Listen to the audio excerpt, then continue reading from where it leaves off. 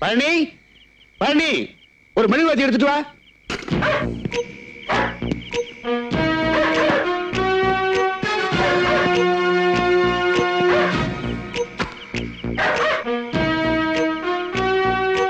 பழனி, என்ன பண்ணிட்டு இருக்க?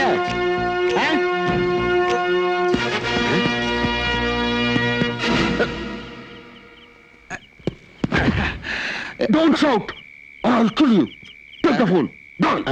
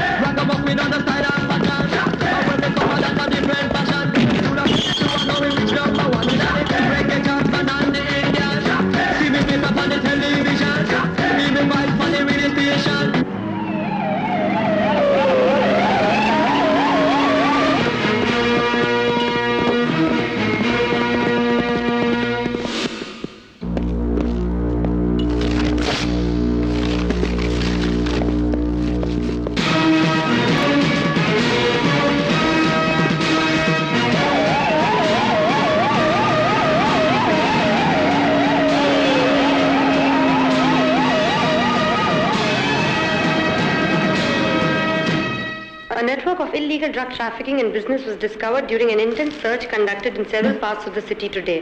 The Drug Preventive Special Squad released a statement proclaiming that the raid conducted yesterday was amongst the most successful in a record of their overall ventures. The operation was handy in seizing heroin and cocaine worth several crores of rupees. A detailed inquiry is being conducted on the persons arrested in connection with the raid. The police suspect several prominent citizens to be involved in this drug racket. TV ന്യൂസിൽ കണ്ടോണ്ടിരിക്കുക.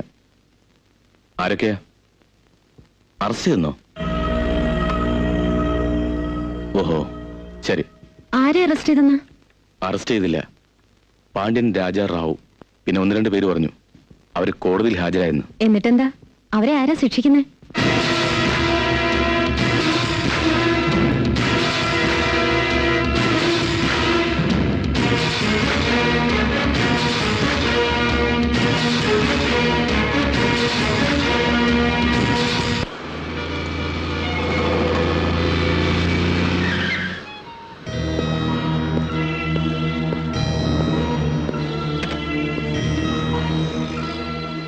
ഒരു കാരണവശാലും വീട്ടിലേക്ക് വരരുതെന്ന് പറഞ്ഞതുകൊണ്ടാണ് ബുദ്ധിമുട്ടിച്ചത്. സാരമില്ല, നീ വന്ന സംശയത്തിന് ഇടവരും, അതുകൊണ്ടാ പറഞ്ഞത്. പാണ്ഡ്യനും മകനും ജാമ്യത്തിലിറങ്ങി, കൂടെ മറ്റുള്ളവരും അറിഞ്ഞു. ഏതായാലും കനത്ത അടിയാണ് നീ അവർക്ക് നൽകിയത്. ഇന്ന് രാത്രി അവരുടെ സിൻഡിക്കേറ്റ് കൂടുന്നുണ്ട്. പലയിടത്തു നിന്നും ആളെത്തുന്നുണ്ടെന്നാണ് അറിഞ്ഞത്.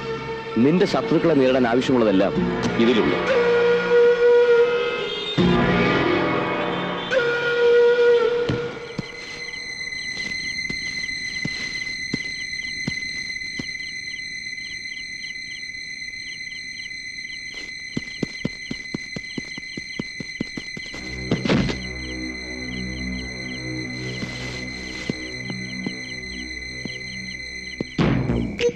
ராஜா, தயவுசெய்து நான் சொல்றதை கேளுங்க, என்ன நம்புங்க. இப்படி அனாவசியம் என் மேல கோவிச்சு கூட இருந்து சதி செஞ்சுட்டே துரோகி. ராஜா, சத்தியமா நான் நீ நம்ம வேற யாரு? நீ தானே சீஃப், நோட்டோரியஸ் சீஃப்.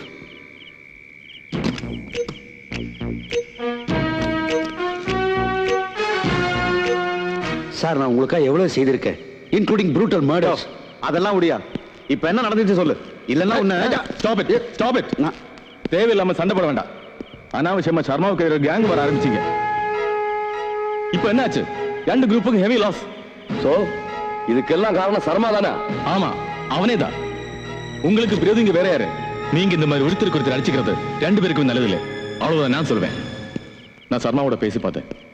உங்க கூட காம்ப்ரமைஸ்க்கு வரவன் தயாரா இருக்கா? நீங்களும் யோசிச்சு நல்ல முடிவுக்கு வாங்க. நோ, யார் சொன்னாலும் நான் கேட்க மாட்டேன். I will finish Sharma and his men. Sir உங்க பையன். You shut up.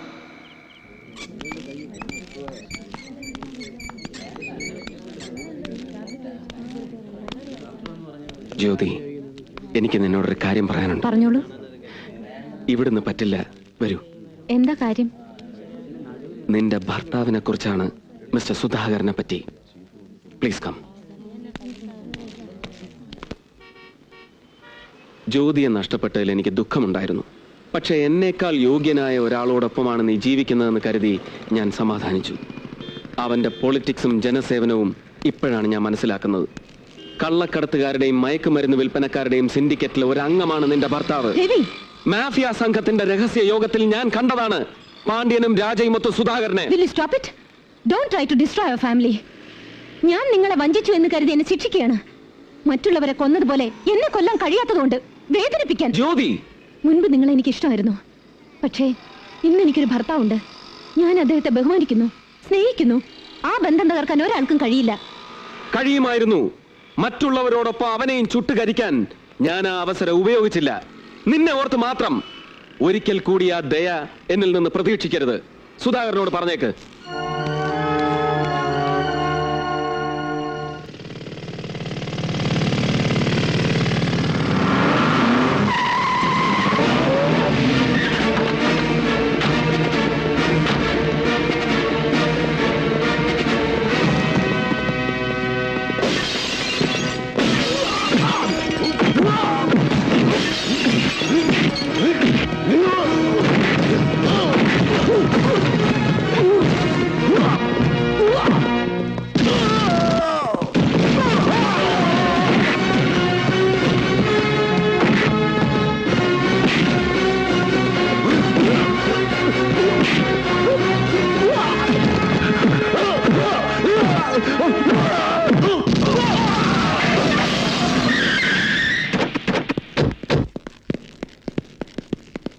See, Mr. Sudhakar, look at what your Pandyan has done.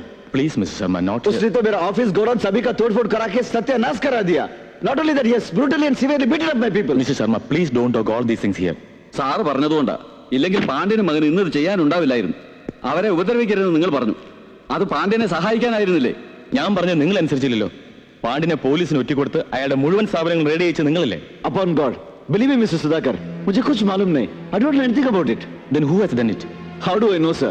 देश में जितना अत्याचार और गुंडागिरी हो रहा है, उन सभी का मैं तो जवाब नहीं दे सकता हूँ. Let us not discuss anything here. आप जाइए. Then where do we meet? Tomorrow morning 7 o'clock at your place.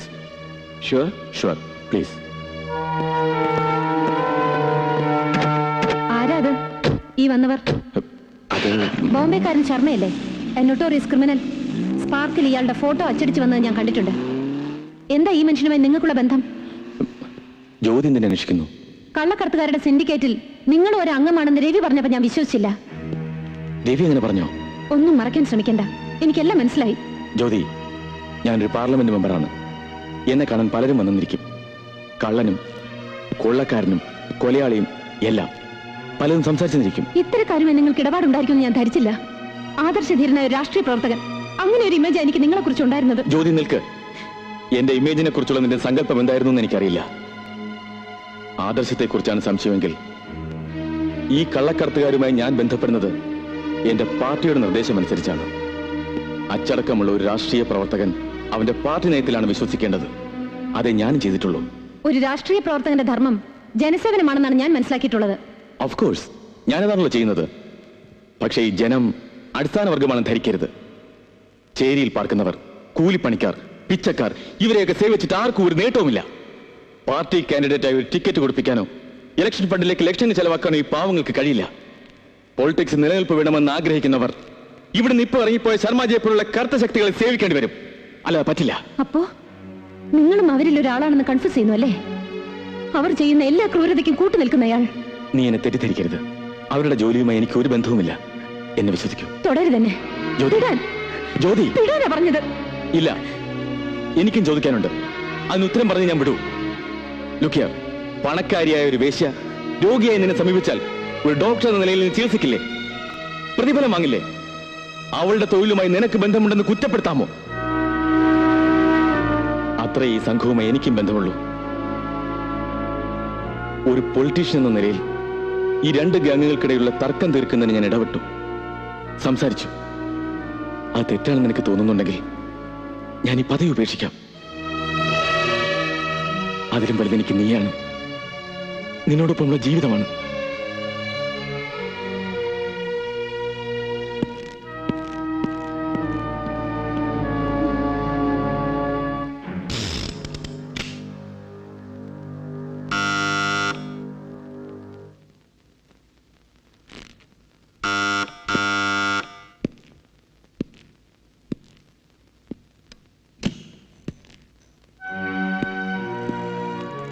മുതലാളിയോട് എൻ്റെ മോനെ കുറിച്ച് ചോദിച്ചപ്പോൾ അയാൾ ഓരോന്ന് പറഞ്ഞു ഒഴിഞ്ഞു മാറി. എൻ്റെ മോനോട് ഫോണിൽ കൂടെയെങ്കിലും ഒരു വാക്ക് സംസാരിച്ചോട്ടെന്ന് ചോദിച്ചപ്പോൾ അയാൾ എൻ്റെ നേർക്കെടുത്ത് ചാടി, ഇതുവരെ കാണാത്ത രൂപത്തിൽ. ഇപ്പൊ എനിക്ക് ഉറപ്പായി സാറ് പറഞ്ഞു ശരിയാ, എൻ്റെ മോനെ അവര്. ഞാനിപ്പോ വന്നത് ഒരു കാര്യം അറിയിക്കാനാ. മുതലാളിയുടെ മകൻ ശരത്ത് ഇന്ന് വരുന്നുണ്ട് ദുബായിൽ.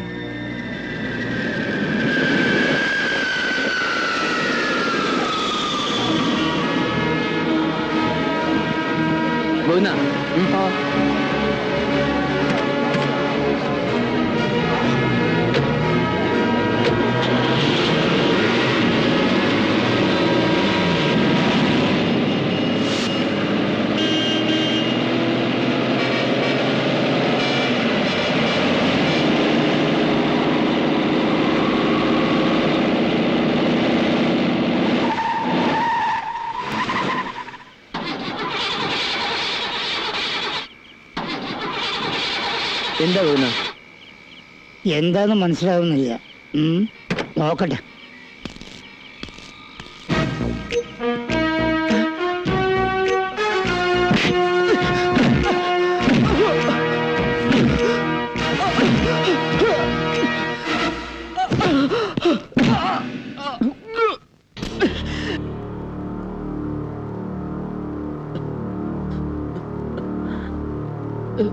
സത്യം പറ, നിനക്ക് പകരം അന്ന് റെയിൽ പാളത്തിൽ കൊന്നിട്ടത് ആരെയാണ്?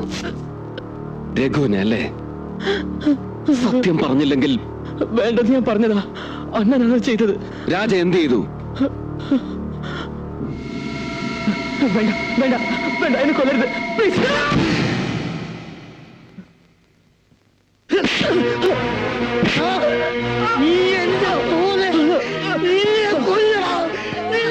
വേണ്ട, ആ ജോലി എനിക്ക് വിട്ടുവരൂ. സാറ്, എന്റെ മോനെ എന്നെ എടുത്തോണ്ട് നടന്നില്ല. ഇവരെ ഞാൻ തോളിലിട്ട് വളർത്തിയത്. എന്നിട്ട് ഇവൻ എന്റെ രഘുവിനെ കണ്ണു ചോരയാതെ കുരുക്കി കൊടുത്തില്ലേ. ഗോവിന്ദേട്ടാ, നിങ്ങൾക്ക് ഇനിയും ജോലിയുണ്ട്. കാറ് മുതലാളിക്ക് എത്തിക്കണം. എയർപോർട്ടിൽ കാത്തു കിടന്നിട്ടും മകനെ കണ്ടില്ലെന്ന് പറയണം. ഈ കരച്ചിലൊന്നും അവിടെ കാണിക്കരുത്. ഒരു സംശയത്തിനും വഴി കൊടുക്കരുത്. ചെല്ല്.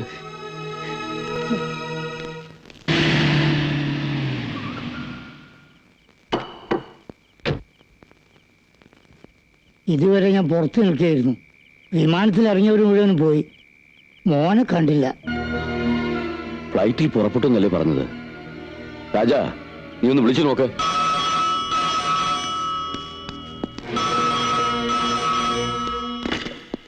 ഹലോ മിസ്റ്റർ പാണ്ഡ്യൻ, നിങ്ങളുടെ മകൻ എന്റെ കൂടെയുണ്ട്. ആരാ നിങ്ങൾ? ഗൾഫിൽ ബായിയുടെ ബിസിനസ് പാർട്ട്ണറാണ് ഞാൻ. ശരത്ത് ഞാൻ ഒരുമിച്ചാണ് വന്നത്. സംശയം വേണ്ടെന്ന് കരുതി എന്റെ കാറിൽ കയറ്റിയതാണ്. 1 മണിക്കൂറിനകം ഞങ്ങൾ അവിടെ എത്തും.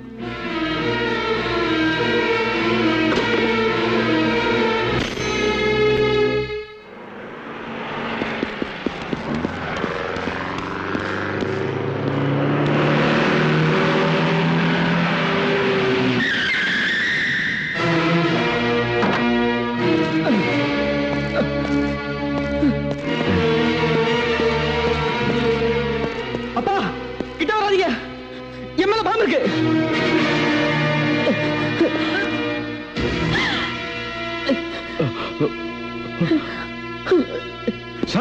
Don't move. രാജ, അനങ്ങിപ്പോയാൽ ഇവൻ കത്തിച്ചിതറും. നീ എന്റെ മകനെ നോവിച്ചാൽ നിനക്കൊരു പുല്ലും ചെയ്യാൻ കഴിയില്ല. വിളിക്ക് പോലീസിനെ. എന്നോ റെയിൽപാളത്തിൽ തലയോട് പൊട്ടിക്കീറി മുഖം ചതഞ്ഞ് ചത്ത് മരവിച്ച നിന്റെ മകൻ ജീവനോടെ തിരിച്ചു വന്നിരിക്കുന്നത് അവർ കാണട്ടെ. പകരം ആരെയാണ് നീ അവിടെ കൊന്നിട്ടതെന്ന് അവരറിയട്ടെ. അയൽക്കാരെയും നാട്ടുകാരെയും വിളിക്കടാ, അവരും കാണട്ടെ. Hello, police station. നിന്റെ കുറ്റങ്ങൾ മറയ്ക്കാൻ നിനക്ക് കഴിവുണ്ട്, സ്വാധീനമുണ്ട്. അതുകൊണ്ട് എന്നും നീ രക്ഷപ്പെടാമെന്ന് കരുതണ്ട. നീയും മക്കളും ചെയ്ത അക്രമത്തിന്, എന്നോട് ചെയ്ത ക്രൂരതയ്ക്ക് നിങ്ങൾ അനുഭവിക്കണം.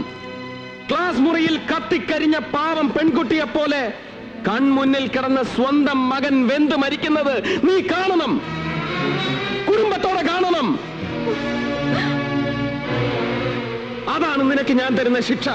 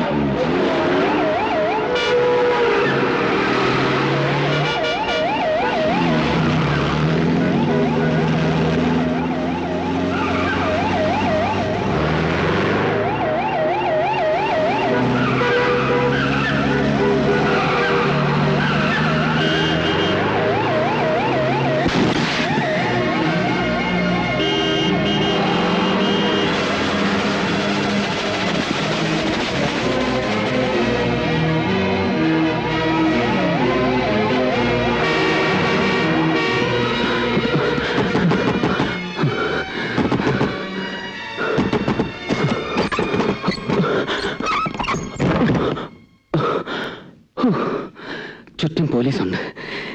ഈ ഒരു രാത്രി എന്നെ ഇവിടെ തങ്ങാൻ അനുവദിക്കണം. ഇവിടെ ആവുമ്പോ ആരും സംശയിക്കില്ല. വരൂ.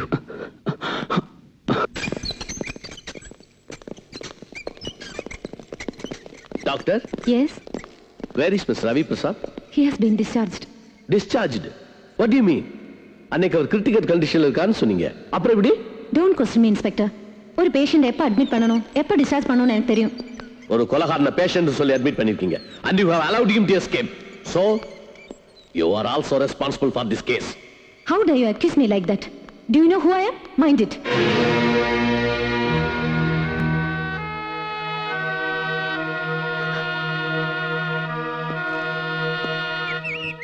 ഞാൻ പറഞ്ഞതനുസരിച്ചിരുന്നുവെങ്കിൽ ഈ മരണം നിങ്ങൾക്ക് ഒഴിവാക്കാമായിരുന്നു.